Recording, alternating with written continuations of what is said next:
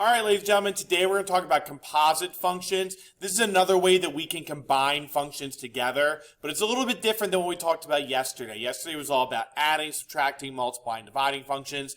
In this one, composition is when you put one function into another function. Okay, you kind of stuff it into the other one. So we look at it, we always call it fog and golf because this little circle here is standing for basically you want to compose them together, okay? And what this means, if you see fog of x or f(og) of x, is going to be that you're going to do f, in parentheses, g of x. G of x is going to be inserted into f of x, okay? I often call these turducken problems. If you don't know what a turducken is, it's a turkey that's stuffed with a duck, and stuffed with chicken, and they deep fry it and serve it, which sounds kind of gluttonous, right? But basically, we're putting functions into other functions. We're kind of stuffing them in to create new functions from that, okay? If I have this one function, I put it in the other one, oh, I now get this new function that I have based off that composition, okay?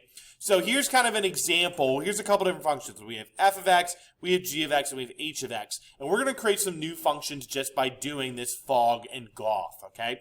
So here I have it written out as f of g of x. We're going to stuff g of x into f of x. So what that's going to look like is basically everywhere I see an x in this function, I'm going to replace it with x squared plus 6, okay?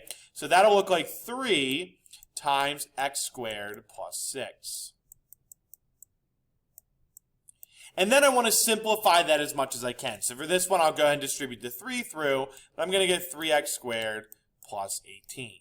That's now my new function that is f of g of x, or fog. I could write it as fog of x, okay, is 3x squared plus 18. I put g of x into f of x, and that's what I got out, okay? Now, the order on this does matter, okay? The order does matter. It's not commutative. I have to make sure to be careful. So, for example, the very next one, I'm going to have you do golf, okay, g of f of x. We're going to put f of x into g of x, and as you're going to see, we're going to get a very different answer, okay? When I go to plug that in, I'm going to get, basically take 3 of x and plug in everywhere I see an x in the g of x function. So that's going to be 3 of x squared plus 6. And then when I simplify that, I'm going to square this, I'm going to get 9x squared plus 6. You'll see we got a very different answer than we did for the other one, and this is golf. This is when I stuff f into g. Okay?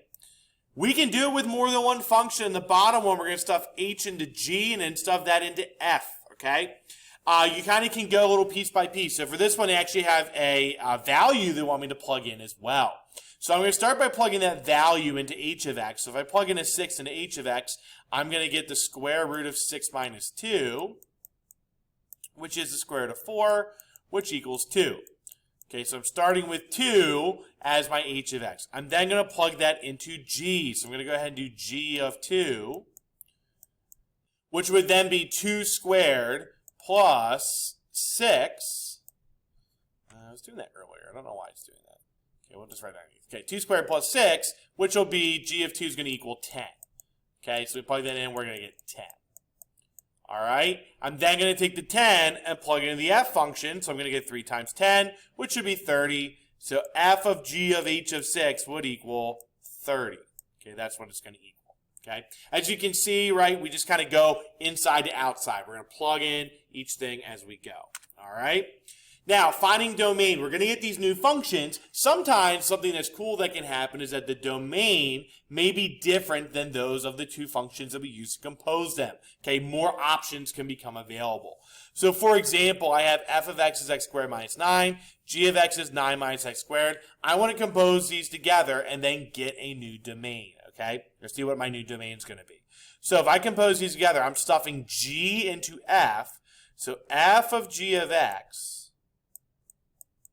means I'm going to replace every x in f with the square root of 9 minus x squared. So we're going to have the square root of 9 minus x squared minus 9. Okay? And then what's cool, look, the square root and the square are going to cancel. So this will actually equal 9 minus x squared minus 9. The 9s will cancel, right? Negative 9 and positive 9.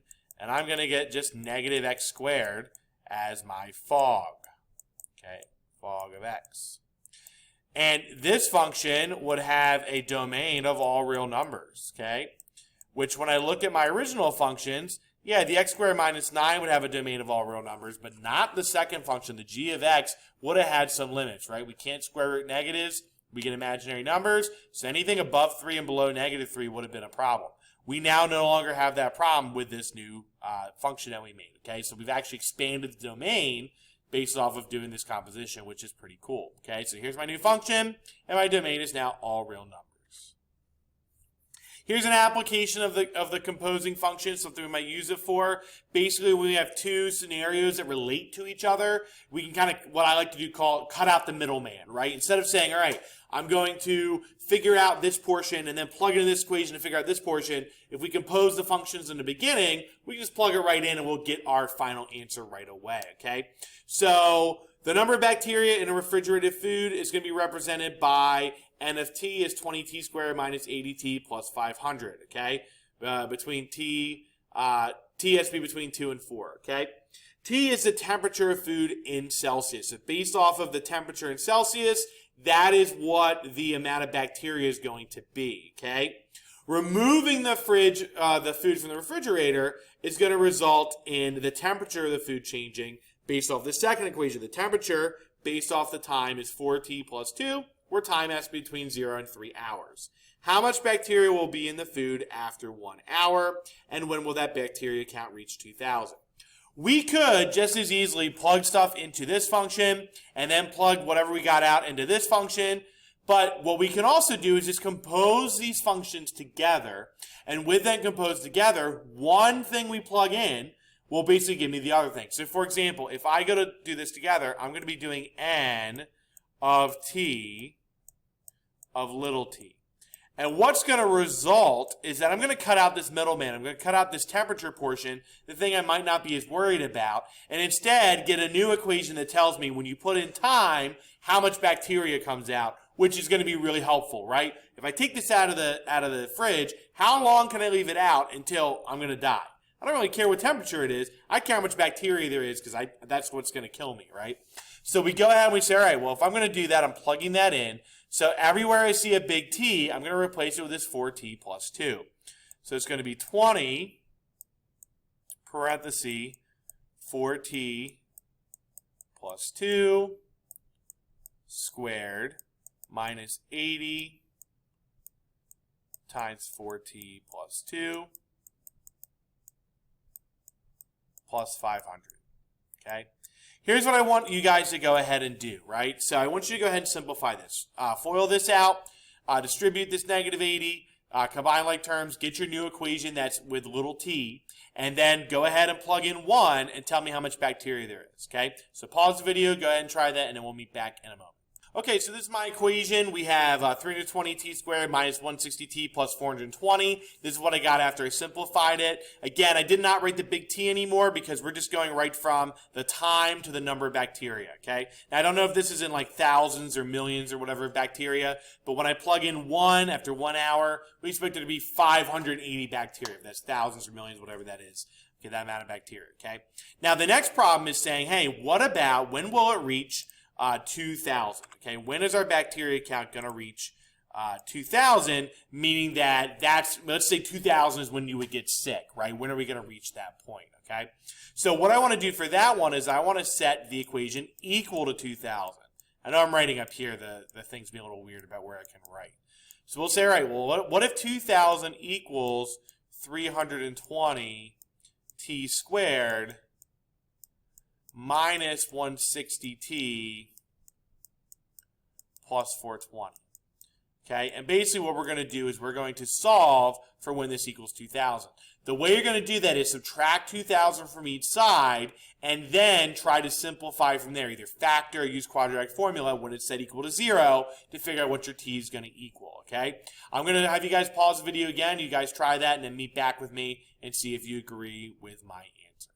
Okay, welcome back. When you move that 2,000 over, you should have got negative 1580 as your constant term on the other side. You could have taken a 20 out to simplify it a little bit before you went to do quadratic formula. However, it does not factor, so you do have to use quadratic formula. When you do that, we are working with a real-world scenario problem, so you can give me a decimal for that. I got it to be around 2.5 hours, around 2.5. I think I got exactly 2.48606, blah, blah, blah, blah, blah, blah, blah. So around 2.5 hours, that's when, after it being out of the fridge, it's probably going to be dangerous to us if the 2,000 bacteria is that amount when it's like, oh, that's when it's real bad, okay?